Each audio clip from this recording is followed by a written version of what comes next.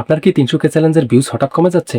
কেউ বলছে রাত 12টা বাজলেই ভিউজ মাইনাস হয়ে যায়, আবার কারো পেজের 50K বা 1 লাখ ভিউজ মাইনাস হয়ে যাচ্ছে। এটা কি ফেসবুকের কোনো টেকনিক্যাল সমস্যা, নাকি আপনার পেজের করা কোনো বড় ভুল? আজকের এই ভিডিওতে আমি আপনাদেরকে এই বিষয়টা একদম ক্লিয়ার করে বোঝাবো। তো হ্যালো এভরিওয়ান, আসসালামু আলাইকুম। আপনারা দেখছেন ডিএম এক্সপার্ট আইটি, আর পুরো ভিডিওতে আছি আমি মোহাম্মদ মাজহারুল ইসলাম। আমাকে বেশ কয়েকজন কমেন্ট করেছেন, তার মধ্যে এই কমেন্টটা দেখুন। এখানে তিনি জানিয়েছেন তার ভিউজ রাত 12টার পরে 50,000 করে কমে যাচ্ছে। এখানে সবচেয়ে বড় ভুল যেটা সবাই করে, অনেকেই ভাবতে শুরু করে তাদের ভিডিওতে সমস্যা বা পেজে কোনো সমস্যা রয়েছে, যার কারণে আপনার মনিটেশন পেতে সমস্যা হতে পারে। কিন্তু আসল সমস্যা আপনার কন্টেন্ট বা পেজ বা অ্যালগরিদমের না। আসল সমস্যা হচ্ছে আপনি আপনার কন্টেন্টের ভিউজ যেভাবে গণনা করেন সেটা ভুল পদ্ধতি। তাই এজন্য আমাদের সবার আগে জানা উচিত এখান থেকে ভিউজ কমার আসল কারণ কি, তারপরে এর সমাধান। তো আমরা সর্বপ্রথম জেনে নিচ্ছি যে মূলত 300K ভিউজ চ্যালেঞ্জ থেকে কখন আপনাদের ভিউজ কমবে। দেখুন, আপনার 300K ভিউজ চ্যালেঞ্জ আসার পর এখানে কিন্তু আপনাদের জন্য স্পষ্ট করে লেখা রয়েছে যে আপনার লাস্ট 28 দিনে 300K ভিউজ কমপ্লিট করলে আপনাকে কন্টেন্ট মনিটরিং সেটআপের জন্য ইনভাইটেশন পাঠাবে। অর্থাৎ এই চ্যালেঞ্জে অংশগ্রহণ করার পর লাস্ট 28 দিনের ভিউজ আপনার এখানে কাউন্ট হবে। এখন ধরুন 28 দিন আগে আপনার একটা ভিডিওতে 1 লাখ ভিউজ এসেছিল, এবং সেই ভিউজটা আপনি যখন আরও একদিন পরে দেখবেন, অর্থাৎ তখন আপনার সেই ভিডিওটার বয়স হবে 29 দিন। তাই ফেসবুক কিন্তু 29তম দিনের ভিউজটা ফেসবুক আর কাউন্ট করবে না, ফেসবুক কিন্তু লাস্ট 28 দিনের ভিউজ ক্যালকুলেট করবে।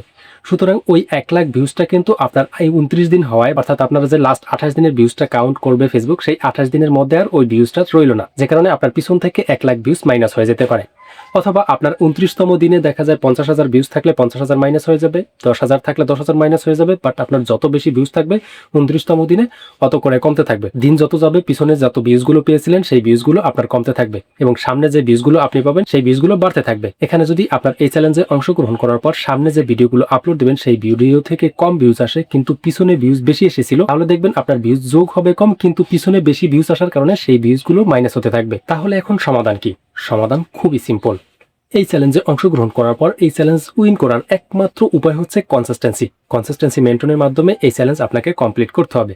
এবং ফেসবুকও কিন্তু আপনাকে এই চ্যালেঞ্জটা দিয়েছে কনসিস্টেন্সি মেনটেন করার জন্য।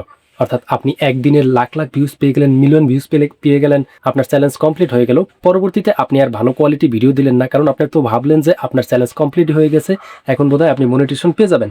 বিষয়টা হচ্ছে এমন না, বিষয়টা আপনাকে কনসিস্টেন্সি ধরে রাখতে হবে। অর্থাৎ সামনেও আপনাকে ভিডিও ভালো ভালো কোয়ালিটিফুল দিতে হবে।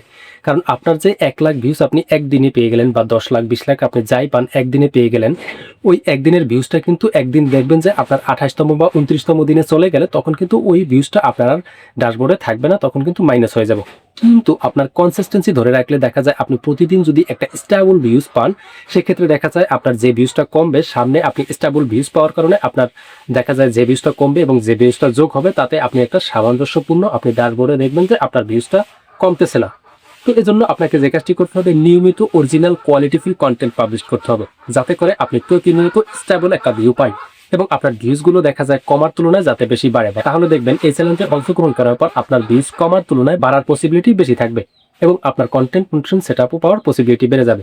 তবে একটা কথা মনে রাখবেন, এই চ্যালেঞ্জটা কমপ্লিট করার মানে যে আপনি কন্টেন্ট মনিটরিং সেটআপ পেয়ে যাবেন, বিষয়টা এমন না।